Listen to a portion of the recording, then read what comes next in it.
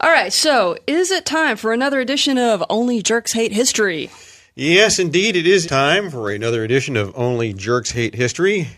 And so let's call up our special guest. Coming all the way from Inner Mongolia, we have Marco Polo. All right. Why don't you have a seat there, Marco? So how you been? Let me tell you, I just flew in from Mongolia, and the boy, my arms, they are tired.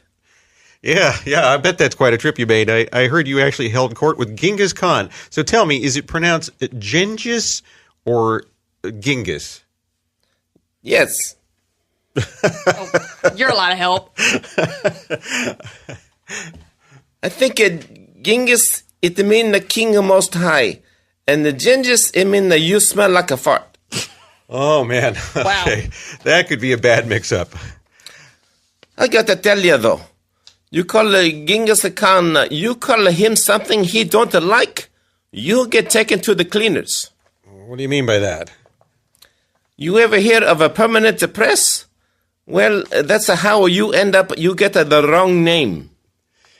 I understand your trip to Asia is all documented in your book, The Travels of Marco Polo, the Venetian.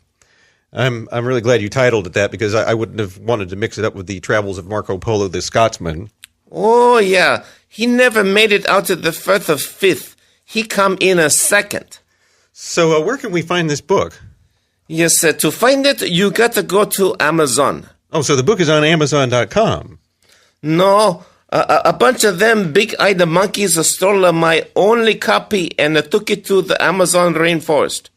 If you can find it, I'll let you have the book for free.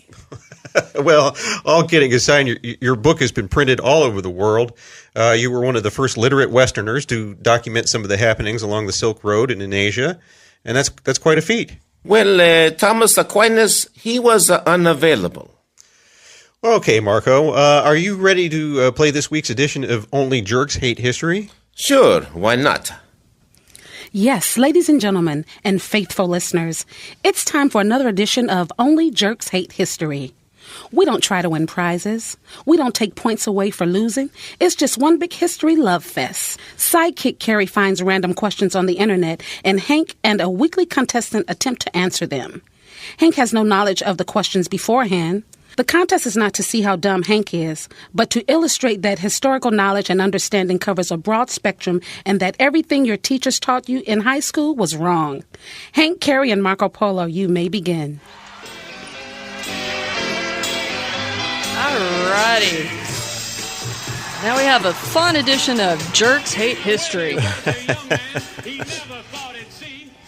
I love that song.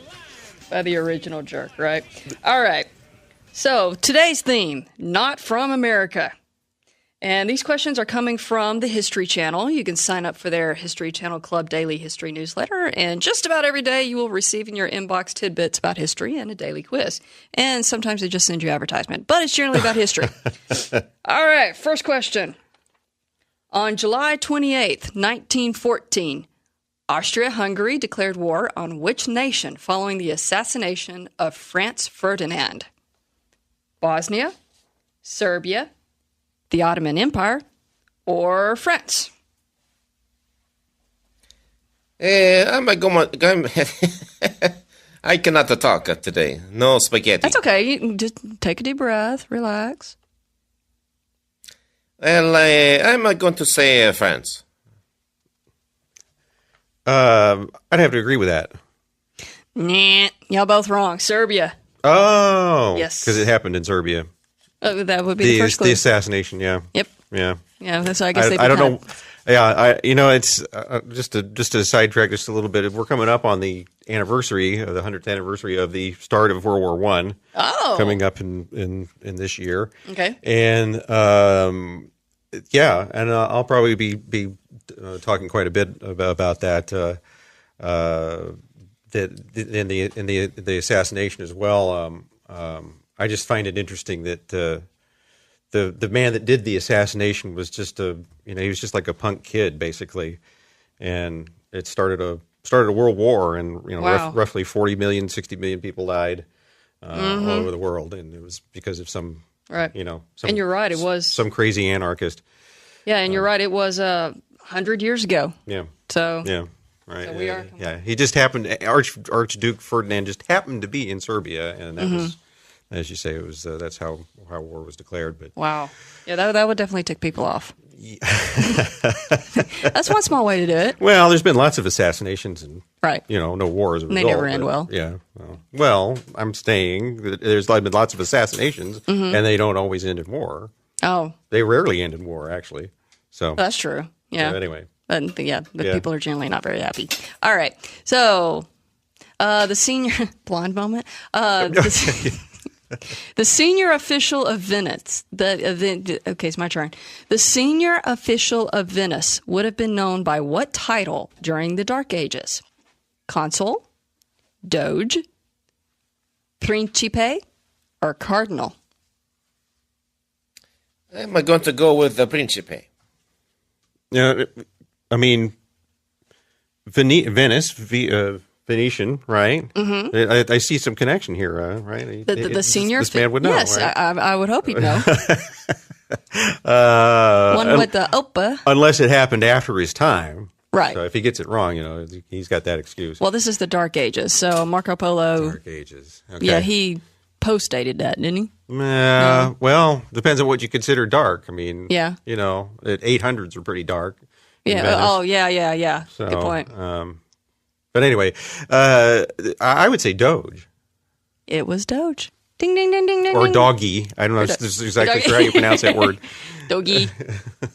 Doge. Get along, a little doggy. There you go. Get along, little doggy. Okay. In what ancient city did Alexander the Great take ill and die?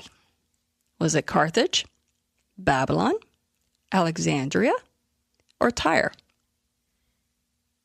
I am going to say Alexandria. It's a fair assumption. Okay, that he died in his own town. I think so. Okay. That's my guess. I don't know. Well, I don't know. What were the choices again? Carthage, Babylon, Alexandria, or Tyre? I didn't think it was any of those. I thought it was Persepolis. Yeah, I could look that up, but that one's not on the list. Maybe that's where this is where he took ill and died. Maybe that's. Oh, and then he dragged himself another 300 miles or that something. must have been it. I don't know if the water's so good in Tyre, so I'll say Tyre. Okay, actually, it was Babylon. Golly. Okay. Oh man, and you did so good last week. What was he doing in Babylon? Checking out the women? I don't know. Yeah, but here's a swimming in the rivers of Babylon. There you go. All right, last question. In 2006, the remains of a man believed to be which apostle were found in a stone vault beneath Rome's second largest basilica?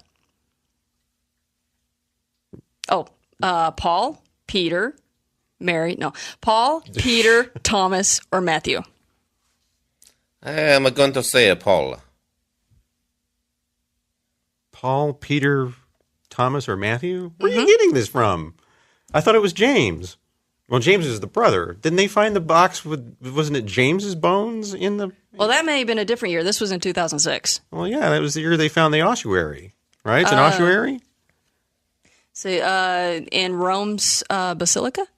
Oh, I'm sorry. I'm getting two things mixed up. Yeah. This one was a stone vault beneath Rome's second largest basilica. It was Peter. They thought they found Peter. Actually, it was Paul. What? Yes. According to this, it was Paul. Yes. It's St. Peter's Kudos, Basilica. Mark. Why would they bury Paul in Peter's Basilica? Because it was St. Paul's outside the walls. It wasn't St. Peter's Basilica. This is the second largest, not... What? I'm not listening to the question, apparently. Let me read the description. Maybe I can clear this up. The sarcophagus dates back to about AD 390 and was uncovered in Rome's Basilica of St. Paul's outside the walls, named for the location beyond the ancient walls surrounding Rome's center. And this was the second largest basilica. I think St. Peter's might be the largest. Okay. Long believed to be believed to be buried beneath the church's altar, the coffin is now on display for the first time in centuries. The precious cargo, however, is not. Sarcophagus was buried beneath the main altar under a marble tombstone bearing the Latin words Paulo Apostolo Mart. You might need to help me out with that, Mr. Polo. Meaning Apostle Paul Martyr. Okay. And the basilica rises on a place where, according to tradition, Paul of Tarsus originally buried after his martyrdom. Well, I'll be darned. All right, I had heard about that, and I guess when I read it or glanced at it or heard it over the radio or whatever, I thought it was in, because I guess I heard the word basilica. You're right. Silly I mean, me. Right. Well, you may be mixing it up with other, because it didn't say it was the only one. It just said. Yeah. So. Well, okay. All right. So How about sorry, that? I guess I stumped the expert Yeah. today. Not intentional. No more questions from History.com. But I got the one right. I'm a You did. surprise. You did, Mr. Polo. It's So give Mr. Polo a hand. Hey, well. I did it better than the William Wallace. He got the none right. Yeah, Mr. Wallace did a really bad job last time. What a moron. Well, thank goodness that's over. All right. Well, all right, Mr. Polo, you are welcome to. By the way, how did it come to be that your name became a very popular swimming game? I don't know. I guess they like the sound of it, and we'll call it the Marco Polo. But the Polo is also the name of a cologne too. And I wear it all the time. I'm a bit biased, but I like a Polo cologne. Okay. You name it, I buy it. So they see you running around on a horse while like hitting something, and then they monogrammed you on their shirts and. Absolutely, you hear it, and they say, "Oh, you need to ride the horse and play polo and wear the cologne at the same time, and then you got the whole There 9 you yards." go. It is all good.